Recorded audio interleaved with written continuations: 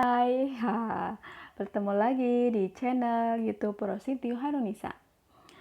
Oke, jangan pernah bosan untuk belajar ya, karena belajar itu sejak lahir sampai akhir hayat ya. Jika kita mau sukses harus banyak-banyak belajar ya. Oke, kali ini kita akan belajar menentukan segitiga Pascal. Ada yang sudah tahu apa itu segitiga Pascal?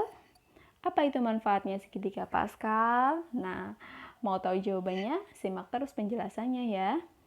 Nah, di sini ada segitiga Pascal. Segitiga Pascal kita bisa menuliskannya, menggambarkannya seperti ini ya. Cukup mudah saja, di atasnya puncaknya itu 1, kemudian setiap sisi kiri dan sisi kanan itu adalah 1, kemudian baris di bawahnya itu adalah penjumlahan dua suku di atasnya ya. Contoh di baris ketiga itu ada 1, 2, 1. 2 itu diperoleh dari 1 tambah 1 nilai di atasnya. Kemudian pada baris keempat di situ ada 1, 3, 3, 1. Nah, 3 itu diperoleh dari 1 tambah 2 nilai yang di atasnya. 3 yang lagi juga 2 tambah 1, 3. Begitu seterusnya ya, dan sebagainya. Kamu bisa menuliskannya, terserah mau berapa baris ya. Sebenarnya apa sih manfaatnya segitiga Pascal? Itu tentu saja banyak sekali. Salah satunya yang akan saya jelaskan kali ini adalah menentukan penjabaran dari bentuk aljabar binomial ya, suku 2, bentuk perpangkatan dari suku 2. Nah, jadi penjabarannya bagaimana? Kalian tidak usah menuliskannya secara runtut ya, banyak sekali, tapi kita bisa menggunakan cara ringkas menggunakan segitiga Pascal.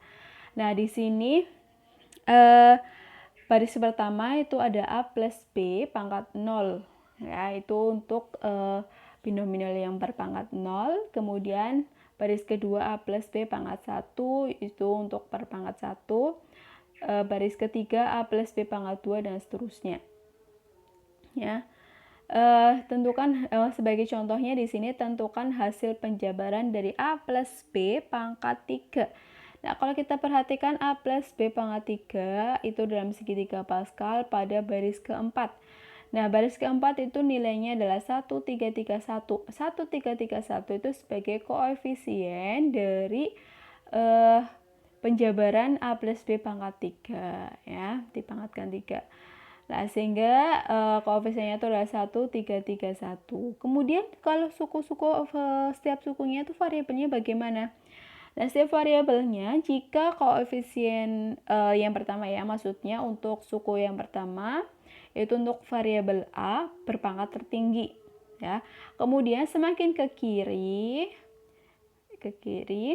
variabel A itu nilainya semakin turun ya. Kalau kita perhatikan di situ A pangkat 3, suku yang kedua A pangkat 2, suku yang ketiga A pangkat 1, dan suku keempatnya tidak ada A atau A-nya pangkat 0. Sedangkan kebalikan dari B, semakin ke kiri pangkatnya juga semakin besar gitu ya. Jadi cukup mudah sekali. Oke.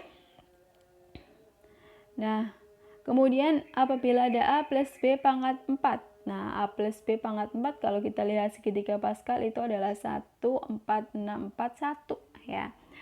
Jadi itu sebagai koefisiennya. Kemudian setiap variabelnya itu setiap sukunya seperti yang tadi saya jelaskan, pangkat A itu turun sedangkan pangkat B itu naik ya. Yang pertama, suku pertama A pangkat 4, kemudian suku kedua pangkat 3, suku ketiga A pangkat 2, suku keempat A pangkat 1, dan suku kelima A pangkat 0. Sedangkan kebalikannya dari B, variabel B itu naik ya. Suku pertama B-nya pangkat 0, suku kedua B-nya pangkat 1, suku ketiga B-nya pangkat 2, suku keempat B-nya pangkat 3, dan suku kelima B-nya pangkat 4. Ya, dia kebalikannya. Sehingga ketika kita sederhanakan menjadi A pangkat 4 karena B pangkat 0 itu adalah 1 ya. Sesuatu dipangkatkan 0 itu hasilnya 1. Berarti A pangkat 4 plus 4A pangkat 3B plus 6A pangkat 2 B pangkat 2 plus 4A B pangkat 3 plus B pangkat 3. Ya. Nah, begitu juga untuk soal yang lainnya seperti ini. Misalkan bukan A plus B lagi ya, tetapi di sini ada 2A plus 3B. 2A sama 3B itu kita misalkan dalam satu kesatuan variabel. Ya, 3B juga dalam satu kesatuan ya. Jadi jika bingung kasih kurung saja.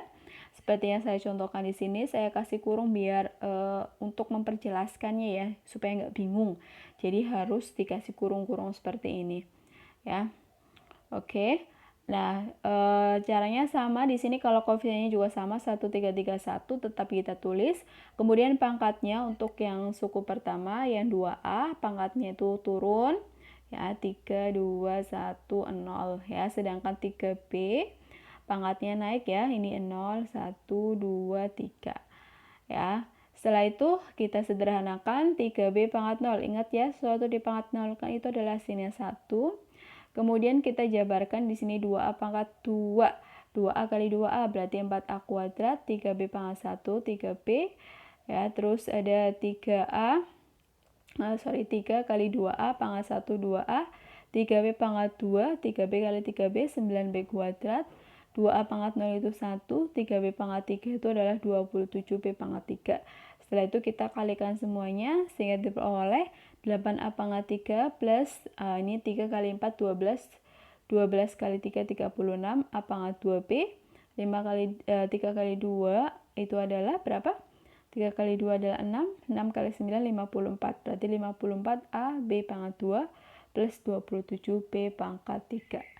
Oke, demikianlah untuk penjelasan saya mengenai segitiga Pascal ya, mengenai bagaimana cara membuat segitiga Pascal dan salah satu manfaat segitiga Pascal. Oke, jika ada yang mau tanyakan atau ada yang kurang jelas bisa ditulis di kolom komentar, atau mungkin jika ada kritik dan saran bisa juga ditulis dalam komentar. Mohon untuk like, subscribe, dan share-nya ya. Terima kasih.